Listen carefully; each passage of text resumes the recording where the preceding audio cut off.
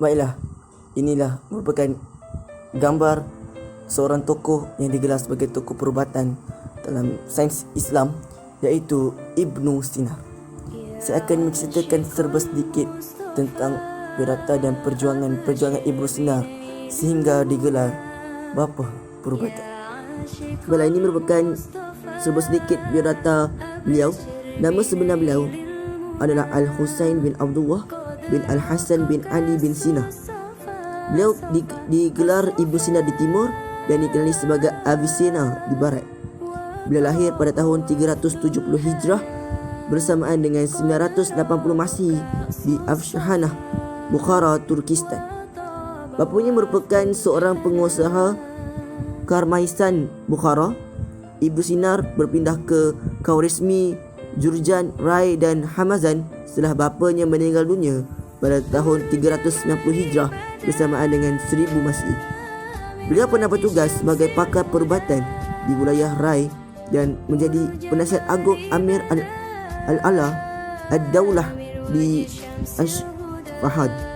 Beliau meninggal dunia pada tahun 428 Hijrah bersamaan dengan 1037 Masihi di Hamazan.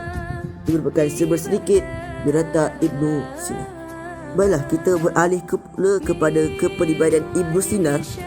Beliau mempunyai kepribadian yang patut kita contohi. Antara kepribadian yang beliau miliki ialah beliau seorang tekun mempelajari ilmu. Beliau banyak membaca buku Aristotle yang berkaitan dengan metafizik sebanyak 40 kali.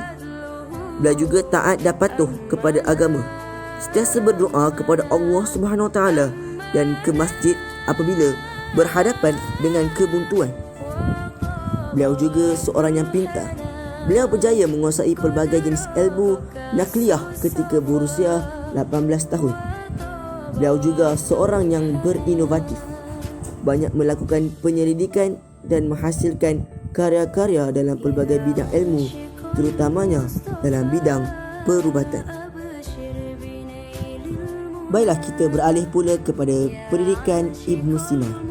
Kita tahu Ibnu Sina merupakan seorang tokoh falsafah dalam bidang sains. Kita ceritakan sedikit pendidikan Ibnu Sina. Pada zaman kanak-kanaknya, beliau telah mempelajari Al-Quran sewaktu berusia 5 tahun. Dan beliau telah menghafaz Al-Quran ketika usianya 10 tahun, 5 tahun selepas beliau mempelajari Al-Quran. Di usia remajanya pula, beliau mempelajari ilmu fiqah tasawuf daripada seorang guru yang bernama Ismail Al-Zahid.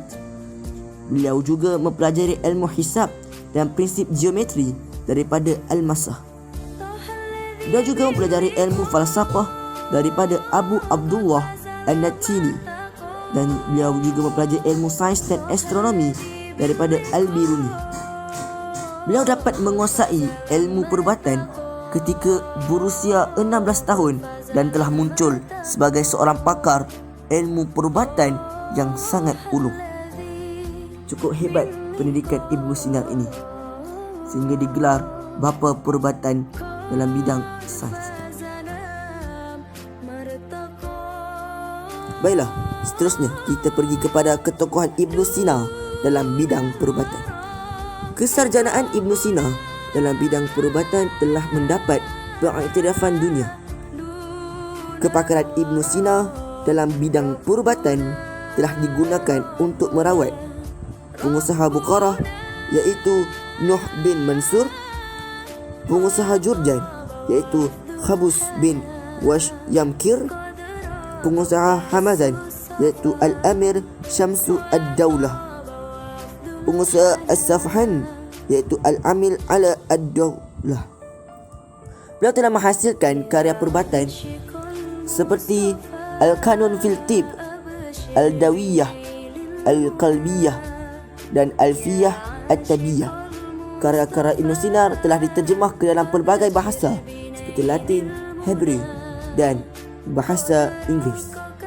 Ini memudahkan lagi orang-orang untuk memahami karya-karya Ibnu Sina dari pelbagai negara. Ini merupakan antara kata-kata daripada Ibnu Sina. Baiklah, seterusnya kita akan pergi ke pencapaian ataupun kecemerlangan Ibn Sina dalam bidang perubatan. Baiklah, Ibn Sina dalam bidang perubatannya, beliau telah menemui pelbagai penyakit baru, antaranya pengaruh jangkitan kuman dalam penyakit virus TB, penyakit rubella, alahan, cacah, penyakit jiwa dan penyakit lain yang seumpamanya. Beliau juga penemuan dalam bidang farmasi, iaitu beliau telah menghasilkan ubat dan preskripsi yang mujarab untuk penyakit-penyakit kronik. Beliau juga menghasilkan ubat bius yang digunakan dalam pembedahan hingga ke hari ini.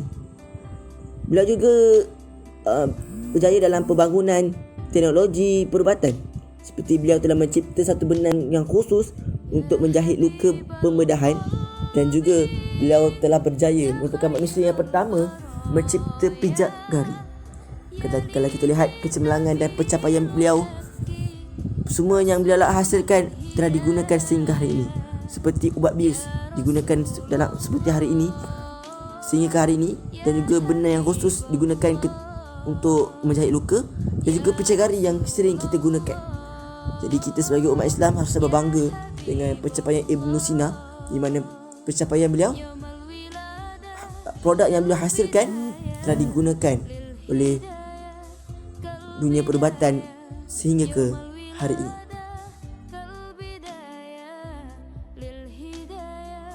Baiklah, kita pergi kepada kesan peninggalan Ibn Sina dalam bidang perubatan. Dari segi pemerhatian, beliau telah melakukan metod pemerhatian dan analisis. Berdasarkan metod ini, ilmu perubatan berkembang maju hingga ke hari ini. Cara merawat penyakit, beliau membuat analisis tentang pelbagai penyakit serta kaedah untuk merawatnya. Dari segi penyelidikan dan penulisan, penyelidikan dan penulisan Ibn Sina banyak mempengaruhi perkembangan ilmu perubatan moden. Dari segi teknologi pula, beliau telah menghasilkan perkembangan sains dan teknologi, telah muncul kaedah perubatan baru menggunakan peralatan canggih seperti X-ray atau ultrasound untuk melihat organ dalaman seseorang penyakit yang dirawat. Baiklah, seterusnya kita pergi kepada sumbangan Ibn Sina dalam bidang ilmu dan pemikiran. Karya, beliau telah menghasilkan 116 karya pelbagai bidang, antaranya maths, fizik, falsafah, biologi, kimia, sains politik dan astronomi. Buku-buku itu dihimpun oleh Dominican Institute of Oriental Study in Kairah, Mesir. Beliau diterjemahkan ke dalam bahasa Arab dan dinamakan Mu'alafat Ibn Sina, karya-karya Ibn Sina. Penemuan, beliau melakukan banyak penemuan dan pencapaian dalam bidang farmasi dan perubatan. Sebuah universiti pendidikan di Hungary telah mengambil sempena nama Ibn Sina, iaitu Avicenna College.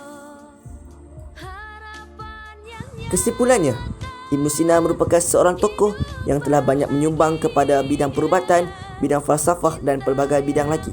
Sebabkan itu, jasa dan namanya masih disebut hingga ke hari ini. Sekian saja video pada hari ini. Semoga anda semua mendapat manfaat daripada video ini. Saya tinggalkan anda dengan sebuah lagu Ibn Sina. Terima kasih.